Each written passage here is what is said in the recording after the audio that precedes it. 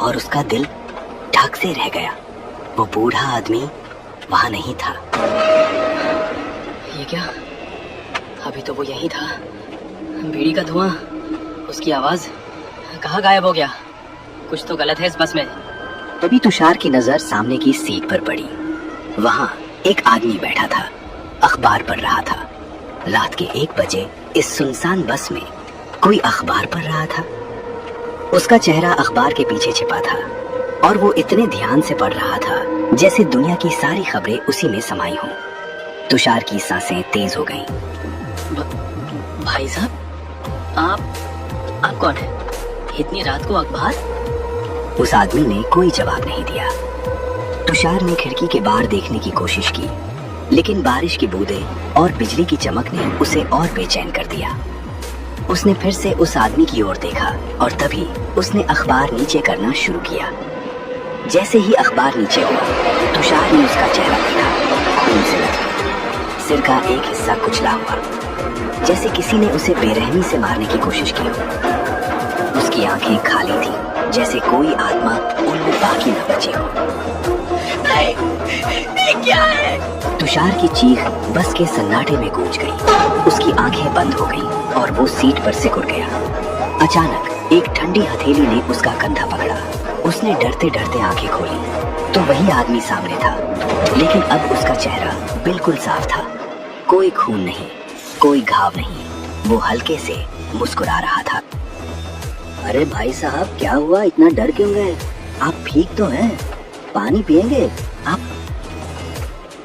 अभी आपका चेहरा, खून, ये सब क्या था? मैं पागल तो नहीं हो रहा? डर गए ना? इस बस में रात को अजीब चीजें होती हैं। कुछ दिखता है, कुछ गायब हो जाता है। तुमने कुछ देखा तो भूल जाओ, यहाँ रुकना मत, वरना। उसकी बात अधूरी थी, लेकिन उसकी आवाज में कुछ ऐसा था कि तुषार का खून जम गया। उसने कांपते हाथों से उसकी पानी की बोतल ली और दरवाजे के पास जाकर अपने चेहरे पर पानी के छींटे मारे।